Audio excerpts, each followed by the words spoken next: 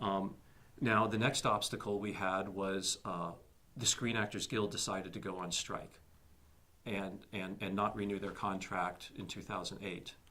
So I had a meeting over at Fox with the head of legal, and I told him that I planned on shooting under the SAG interim agreement. And he said, well, you're just wasting your time. The movie will never get made because SAG is never going to give you any money once you tell them that Fox is financing it. He says, because you have to appreciate we're the people that they're on strike against. And I said, well, you perhaps don't know my history with labor unions. I refuse to be prejudiced by them, and I refuse to have them treat me in underhanded ways. I'm going to enter into a good faith negotiation with SAG, and I'm going to come back with a deal. So your only question is, when I get the SAG interim agreement, is it approved? He is so certain that it's never going to happen and this film's never going to get made. He out of hand says, of course we'll do it. Go waste your time.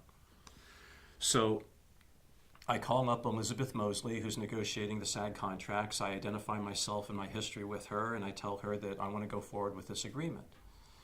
And she immediately takes the position that I was advised they were going to take. Well, you're financed by Fox. There's no way that we'll ever do it.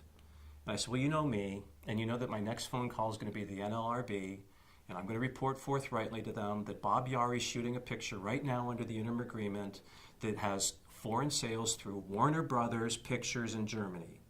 I'm going to forthrightly report to them that right now Mark Gill's shooting a picture that has sales with Warner Brothers Pictures in Germany.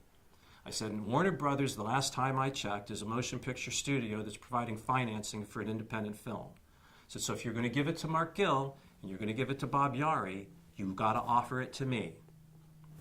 No. So I call up the NLRB, federal prosecutor attorneys, and they say a couple things. They say, first of all, you guys in the motion picture business are crazy. You have these great labor contracts and you go on strike to get bigger labor contracts. You can't talk to each other. You can't negotiate. Everybody becomes entrenched. Nobody does anything. You guys are all crazy.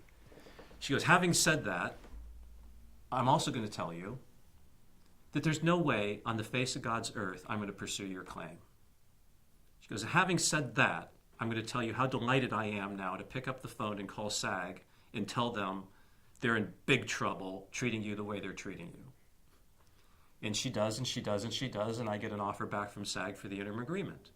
So I'm excited. I did it. I got the interim agreement with Fox financing against all odds. I did it. And I bring the agreement right back to Martin Carlson at Fox, and he then, for the first time, reports it to his labor people. They have a department just of labor attorneys at Fox who have not had any interfacing with us on any level. And he then reports back to me that the labor people think that me signing the deal will become precedential and work against them in their continuing negotiations with the Screen Actors Guild. So now, notwithstanding all the pre-approvals I am now told by Fox that they won't go forward with the project under the SAG interim agreement. Okay, there's 4 months of my life wasted. And we're getting very close to drop-dead dates for corn harvesting